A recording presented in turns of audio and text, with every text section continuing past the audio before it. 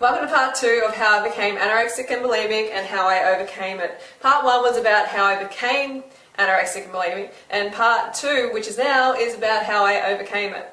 So I started working in a gym and everyone around me was pretty into nutrition, and I was too. I was always into nutrition, but I really didn't have a clue about what good nutrition was about. So I found the raw food movement, and I couldn't hardly find any information on the raw food movement at all. I went to libraries, went to bookshops, everything, and there was just hardly anything on it. And if there was, I got it and I devoured it. So I went online and there was heaps of raw food forums, and actually quite a few raw food forums, which was really impressive. And I found a couple and I got on there and I started to learn more about the raw food movement. And in the start I was having cacao and high fatty dishes, which for my eating disorder at the time were not good at all. In my mind I was like, this is the way, raw food is definitely the way that I'm going to cure myself of this urge to restrict my calories and to purge. But the high fat version that I'd found just did not feel right. I wasn't feeling that much better than when I was eating a lot of shit.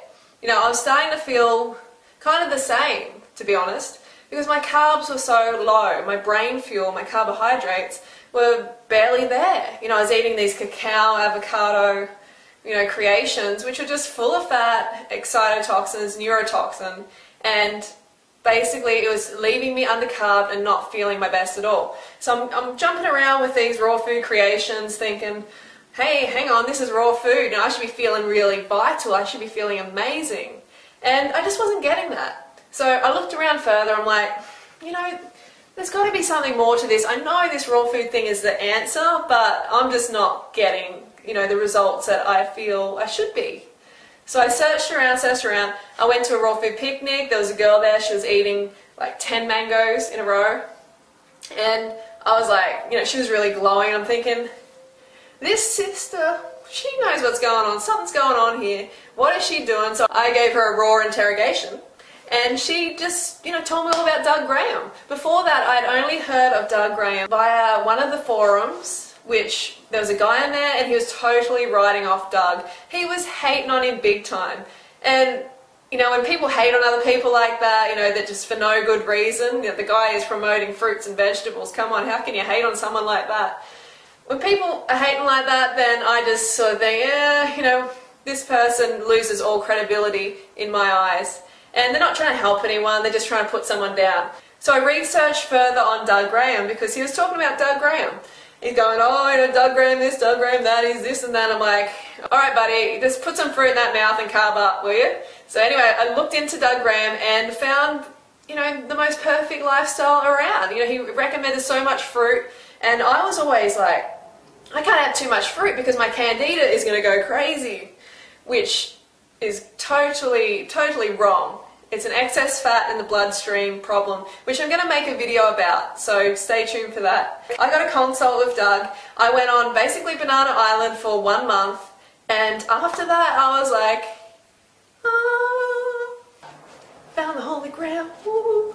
Yeah, I did my happy dance. I did my happy dance because I was feeling so vibrant, and for the first time in my life I didn't want to vomit. I didn't want to restrict my calories. I was seeing my skin clear up, I was seeing my eyes clear up, I was seeing my energy just go through the roof. I was basically just feeling like I'm just walking on air. I'm feeling amazing here. There is something in this lifestyle. And basically from then on I just knew that that was it. I wanted to live the fruity, high carb lifestyle. And now I don't feel guilty after eating. I don't feel I'm eating dairy. I don't want to vomit. I don't want to restrict my calories. I don't have dizzy periods or blood sugar issues at all. I don't have this inability to focus on things and this almost feeling like I'm going to faint all the time, which I had before. I was like a mess. I could hardly focus on anything. And that is not the case now. I've got focus. I am regularly happy for no reason. The urge to binge on crap to the point of pain, gone. Totally gone. And it's all, a lot of people are like, oh no, eating disorders, they're mental, people have got a psychological problem and rah rah rah. Okay, That I really don't agree with. Maybe if that person's brain's been glucose restricted for long enough, for that many years, they may have got brain damage. I don't know, but possibly. But I'm talking about 99% of the people with eating disorders who actually are just undercarbed. I know this is going to sound like, oh no, that's too simple, blah, blah, blah, blah. For most people that is that simple, because if you're getting enough glucose to your brain via carbohydrates, then it's going to function properly. If you're not, then it's not going to function properly. That's how it goes. But I hear a lot of people saying, oh, but how do you bridge that gap between, you know, wanting to actually nurture yourself and get that glucose to your brain? Well, that can be difficult. For me, it came out of desperation, and I think this happens for a lot of people. That urge to just, you're just like, whoa, I don't know what else to do. I'm at my wit's end. I just need to change now. And for a lot of people, that's what does bring them to a healthier way of living. So for me, I had to change, or else I don't know where I'd be today. Honestly, I needed to get my head together, and I was getting to the point where I had so much pain attached to what I was doing that one day I just went,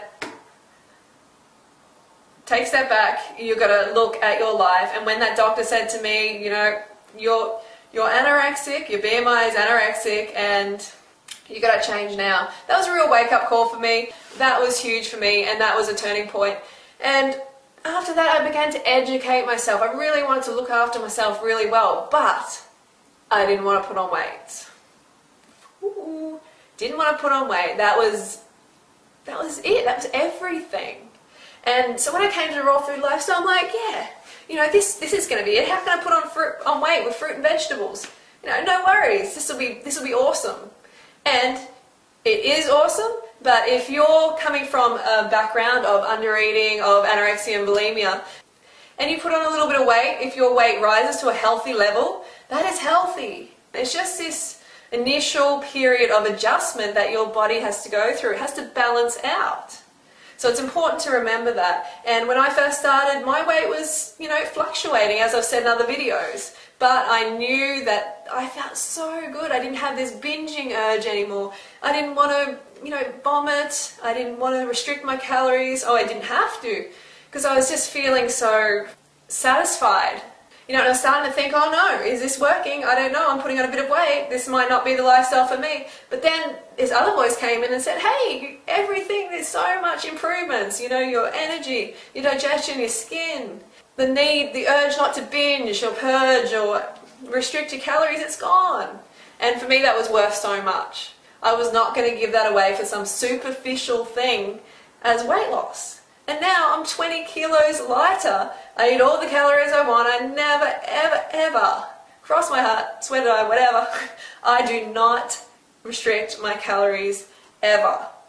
The last time I did it was years and years ago, and God, you know, if you want to live an abundant life, then restricting something, like restricting real food, nature's gifts, fruits and vegetables, then you're not going to get it. Trust me, you're not going to live abundantly.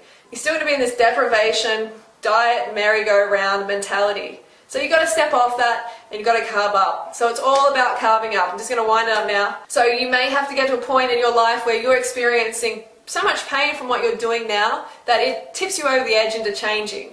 Okay, that's what happened with me, and that's what happens with a lot of people. And then, you know, then educate yourself. Follow people who are thriving on the lifestyle. Follow the high carb people. The high carb people are the ones who are happy and energetic and glowing, and you can have that too.